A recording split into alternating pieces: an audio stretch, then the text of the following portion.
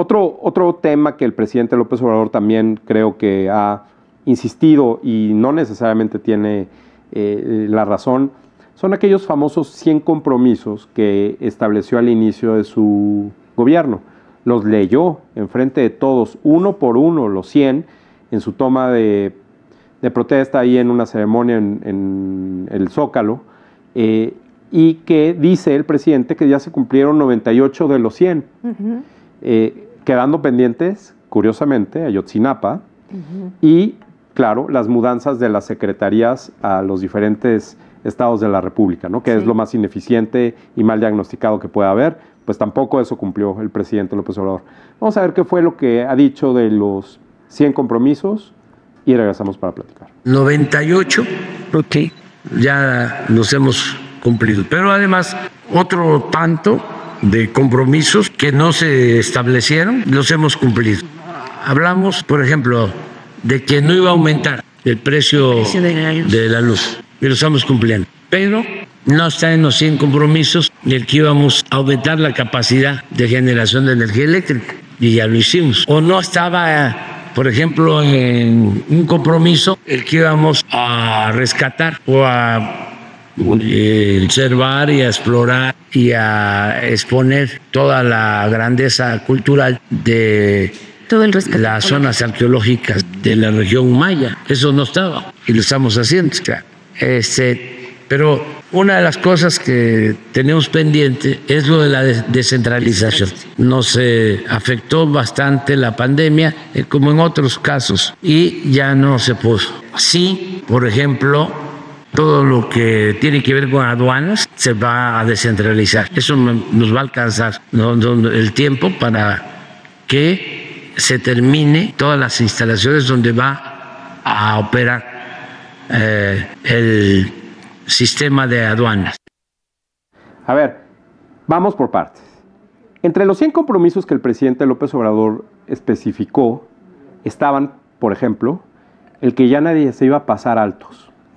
Imagínate nada más, reducir tu gobierno y tu plan de gobierno, estuviste friegue y friegue, ¿no? Quisiste ser presidente, armaste un pancho, no aceptaste los resultados, ahí estás encima. Y a lo que llegas, entre 100 ideas geniales, y ya los funcionarios no se van a pasar altos, no sé qué. ¿Tú crees que se ha cumplido eso? Por supuesto que no. Pues claro que no. El primero que lo hace es él, pero él dice que ya eso ya se cumplió. Sí. Y como eso, imagínate los otros 97, porque dice el presidente que le faltan 2, Ayotzinapa y la mudanza de las secretarías. Pero en todo caso, esto de los compromisos lo fue elaborando e iba de alguna forma contando el avance en cada uno de estos informes trimestrales. ¿Te acuerdas? Que pues obviamente eran informes que repetían lo que dicen las mañaneras y luego las mañaneras repetían lo que decían los informes y se asumía como ya verdadero, algo que no se podía probar, ¿no? Entonces el presidente decía, no, eso ya lo voy a informar yo. Entonces ya lo informaba y se asumía como algo real, sin que tuviera sustento de que se probó. Y luego en las conferencias decía, sí, eso ya lo informé, eso ya pasó, ya se cumplieron los 100 compromisos. Entonces, un diseño, repito, de un gobierno con un diagnóstico equivocado, como hemos visto en estos momentos, incompleto, quizá ignorante, como lo quieran ver. Y luego, políticas públicas que se reducen a babosadas como esa, ¿no?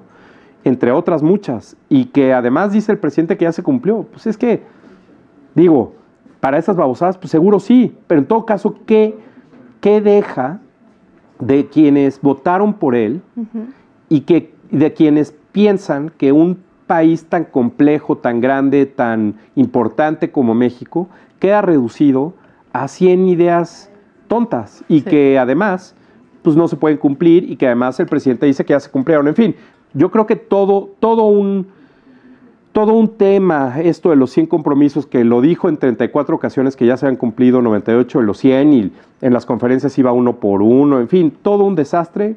Pues el presidente dice, se cumplieron, y entonces él, yo creo que se sentía, es lo que él llama las bases de la Cuarta Transformación. 100 compromisos que, repito, pues son muchas babosadas, ¿no?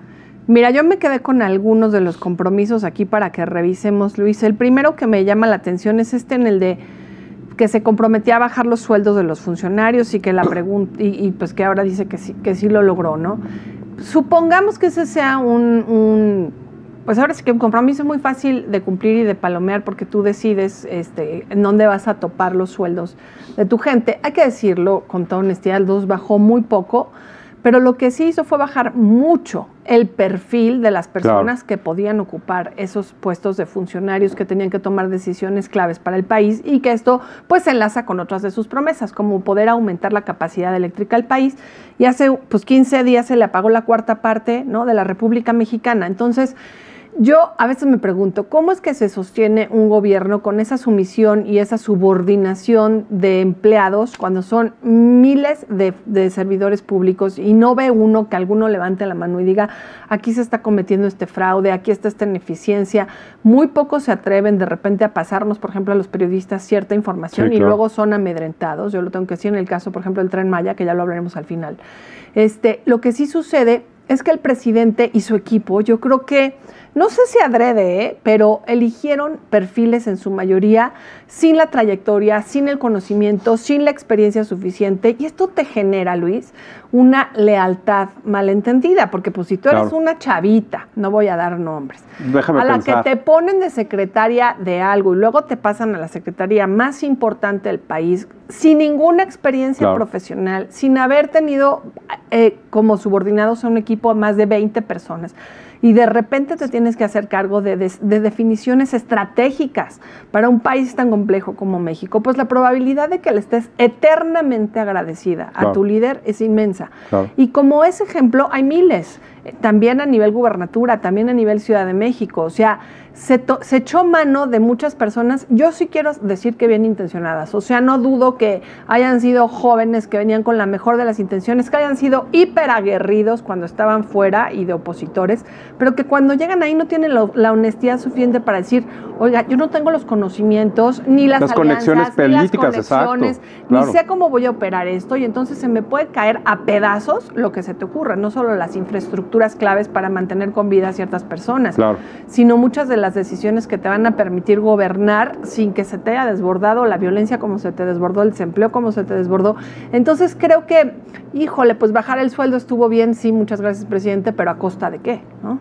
Esa parte de la lealtad que obviamente el presidente premia sobre capacidad, pues al fin de cuentas tienes el resultado de un gobierno poco responsable, poco operativo, con resultados, fíjate, están diciendo el crecimiento promedio va a ser de 0.9% en los 6 años. Bajísimo. El presidente dijo que 4 íbamos a crecer. Él mismo puso esa expectativa. Así es. Y ni siquiera vamos a alcanzar a la tasa a la que veníamos creciendo en los años recientes, ¿no? Él va a decir que Ucrania, la guerra con Rusia, que la pandemia, lo que sea. Sí. Pero Estados Unidos está creciendo a una tasa más alta y gracias a eso estamos creciendo a 0.9. Sin Estados Unidos creceríamos a menos. Entonces, una y otra acción de gobierno que no tiene la capacidad porque hay gente que no puede tener simplemente la responsabilidad y aún así sigue ahí. Claro. Y que pues si lo que le dice el presidente o le encarga el presidente es que cumpla el compromiso 14 y el 39, bueno, está fácil. Ahí está, presidente, estos compromisos me tocaban a mí, deme mi secretaría, ¿no? Creo que eso te habla del tamaño de gobierno que tuvimos estos 6 años. Así es. Y que claramente pues fue superado. Mira, yo siempre he dicho, habiendo trabajado un rato en el gobierno, que solamente hay 2 tipos de funcionarios en el gobierno. A los que les queda chico el puesto y a los que les queda grande el puesto.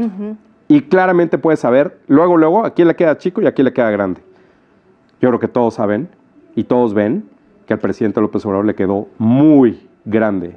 Y eso te explica cómo al resto de su gabinete también, ¿no, Luis? Por supuesto. Mira, otra de las que tomé de sus 100 promesas, porque a él le gustan estos números redondos, es la de que iba a construir 100 universidades públicas en el país.